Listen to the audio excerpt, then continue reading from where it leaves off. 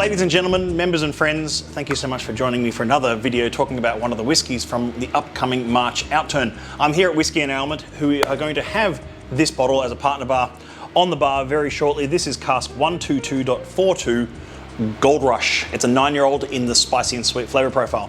You can read all about this whiskey in your upcoming March outturn, which is going to arrive with your printed copy of Unfiltered Best of 2021. We had a lot of member feedback about Unfiltered over the last 12 months. It's maintaining as a monthly digital, but of course we're also going with a yearly printed to celebrate some of the best writing in the world of whiskey, in the world of the society, and the world of flavour. I'm going to have a taste of 122.42 and have a bit of a conversation with you about it. You can ask some questions, throw them in the comments, like, comment, subscribe, all those kind of things. And thank you for, of course, watching. Now, this is upcoming in outturn. The reason why I wanted to feature this one is for two reasons. One, it's going to be on the bar here at Whisky and Ailment, so you can have a taste of it if you're Victorian based after this. And also because I like to talk about this before. I've talked about this before about not being a code hunter, about being a flavour hunter. And there are some rather superstar codes in this outturn. There's of course things like a 24 and a 3 and a 12 and codes like that that people I know love. I know I love. Those are amazing whiskies, don't get me wrong. But often there are some sleepers, as I say, some codes that are underappreciated that go a little bit under the radar, like 122. I'm not going to say the distillery name, or at least I'm going to try my hardest not to. I had the most amazing tour of this distillery back in 2019. Was probably the last time any of us had some substantial international travel. This distillery is probably the most interesting and versatile distillery of all in Scotland. They have, I'm going to get the number wrong, it's like 11 or 13 different spirit runs. We have 5 different codes just within the society that we have here.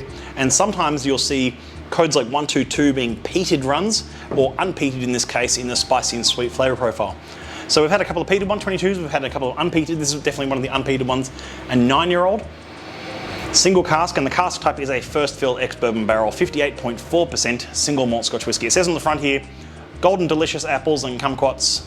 Before diluted, we enjoyed a golden Cadillac cocktail in a sidecar. That sounds exciting. This sounds like a real summery sort of dram straight away on those tasting notes. It's a very interesting spirit straight away. It's very, I get that sort of like green apple juice on the nose. Spiced pears. I think spicy and sweet is almost a perfect flavour profile in this case. Let's have a taste.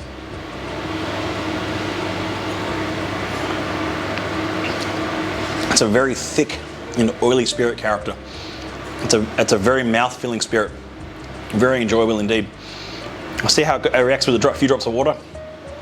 As I've said, so you've got 112, 122, 135, G9 and G15. How's that for the top of my head? 5 different codes that we get from this one distillery. 5 or 6 drops of water in that. 5 different codes from one distillery for the 5 very different spirit runs of different shapes and different operation stills. A combination sometimes of tall neck or swan neck or column still. Different ways of making their spirit, but like I say, their versatility is kind of their strength here. It creates an interesting distillate that we get to appreciate in single cask form. I saw a comment online actually about one of our 135s, and someone saying, oh, I'm not really a huge fan of the core range of this distillery's bottlings. And that's a really fair comment. It's a fair comment to say, but it's like, nothing we do at the society is often even remotely related to the core range of that distillery. They're so far removed, being single cask strength expressions that the spirits team have worked on, rather than core range expressions. I think it really works with a few drops of water. Let's have a taste.